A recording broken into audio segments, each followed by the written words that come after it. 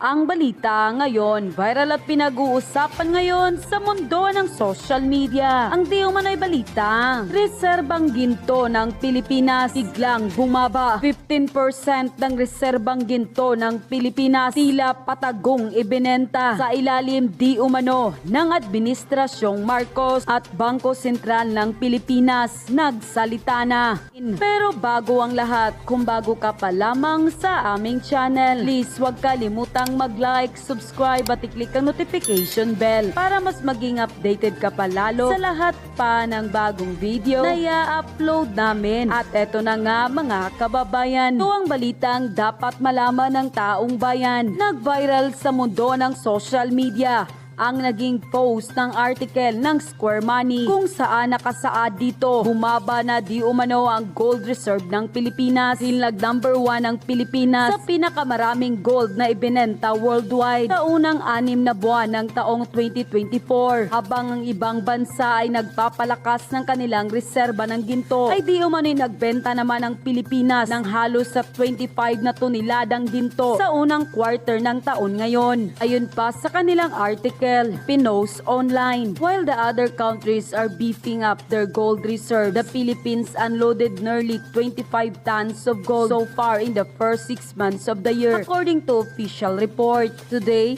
I learned the Bangko Sentral ng Pilipinas sold the most gold worldwide in the first half of 2024.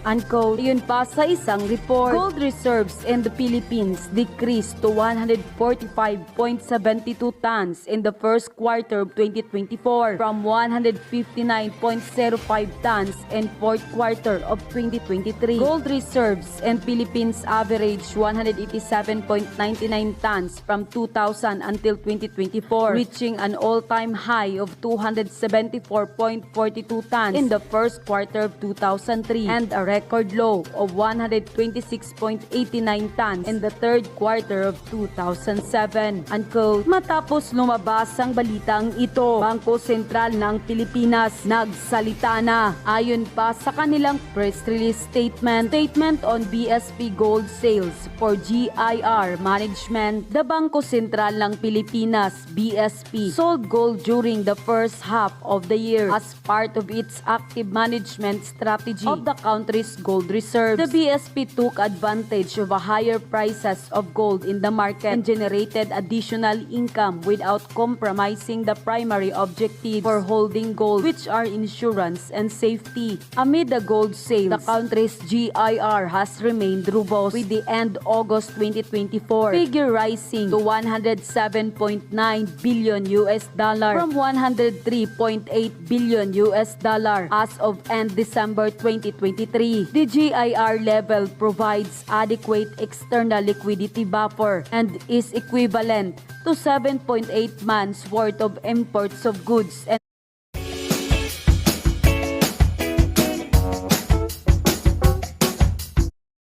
and payments of services and primary income. It also represents about 6.0 times the country's short-term external debt based on original maturity and 3.8 times based on residual maturity.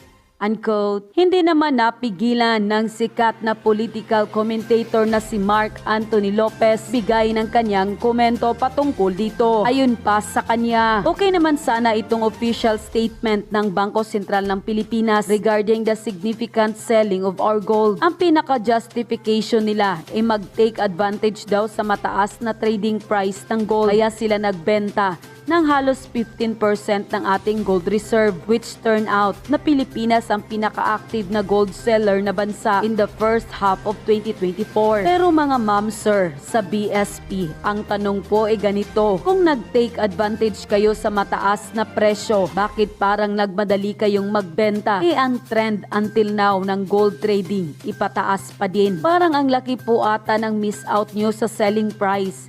kasi mas nag-peak ngayong third quarter ang trading price. Meron po kayong nakamiss sa forecast ng presyo ng ginto sa mga analysis nyo? Hindi po ba nagkaroon ng notes comparison with other countries na karamihan inaghakot at nagpataas pa ng kanilang gold reserves? Bakit po Pilipinas ang pinakamasigasig magbenta imbis na mag-imbak pa? Or meron po bang pangangailangan na matindi ang bansa nung first half ng 2024 kaya napilitan kayong magbenta kahit pataas pa ang pricing trend? Ano po kaya ang tunay na dahilan? Unquote. Ang balitang ito ay tila ikinagulat ng marami sa ating mga kababayan. Hindi na iwasang magtanong, totoo ba ito at ano ba ang dahilan? Bakit tila may patagong bintahan na nangyari sa ating gold reserves? Dahil alam naman natin ang kahalagahan nito. Dahil ang ginto ay tradisyonal na nakikita bilang isang bakod laban sa kawalang tatag ng ekonomiya. At ito daw ay isang mahalagang financial safety net na ginagamit ng mga bansa para i-secure ang kanilang sarili sa mga panahon ng pangdaigdigang kawalan ng katiyakan sa ekonomiya at pagbaba ng halaga ng pera o inflation. Kaya tanong nila, bakit pipiliin ng Pilipinas ang isang bansang nakikipagbuno na sa tumataas na inflation, pagtaas ng utang at tila panggigipit sa ekonomiya na ibenta ang ating reserbang ginto? Dahil ang pagbabawas ng reserbang ginto ay maaari daw humantong sa mga negatibong senyales sa mga international na pamumuhunan dahil ang ginto umano ay tinitignan bilang isang reserba ng huling paraan sa lakas ng pananalapi ng isang bansa at ang pag-liquidate di umano ng reserbang ito ay maaari